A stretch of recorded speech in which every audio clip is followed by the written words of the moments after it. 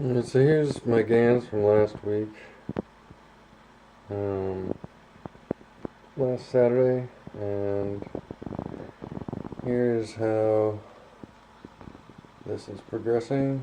It's really created quite a bit of GANS. That's a big container right there. It's like a 2-quart container. And it's producing quite a bit in that CH3 realm.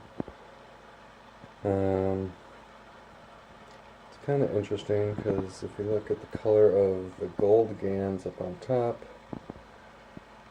it's a little bit rustier looking than that. It's, closer to the CH3.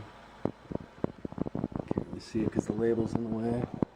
So it's close to that. So again, what I did with this was all of the materials that were used to create all of this GANS. I then took that and put it all into one container.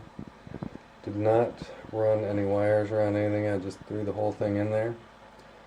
Added a little bit of salt and colloidal silver, and just let it do its thing.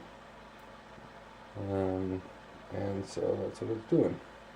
It's doing a great job. The theory being that in nature, not everything is just placed with any kind of precision or anything, chaos kind of rules, so in its own wonderful way. So I just thought I'd throw everything in here and let it create its own, find its own balance. And what we find is that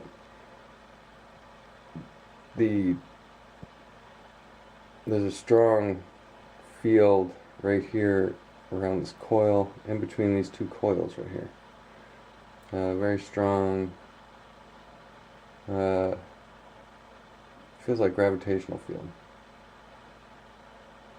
And then, interestingly enough, I've had these stacked on top of each other for several days now, and what we find is we can get a pretty high Tesla count. I don't know if you can see it, but we can gauge where the plasma field is. Right there in the center.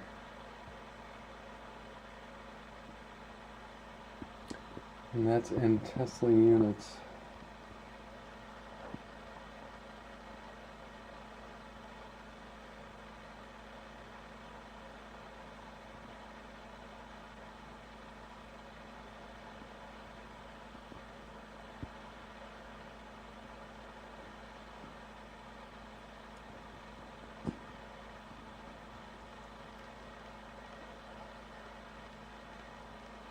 Yeah, so that's kind of fun.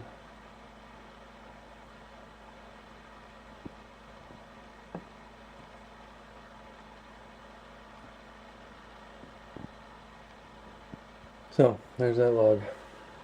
Alright. I really waxed this one out though. I have to reset it and let it sit. Because it just whacks it out completely. You can see it. Let's stop maybe.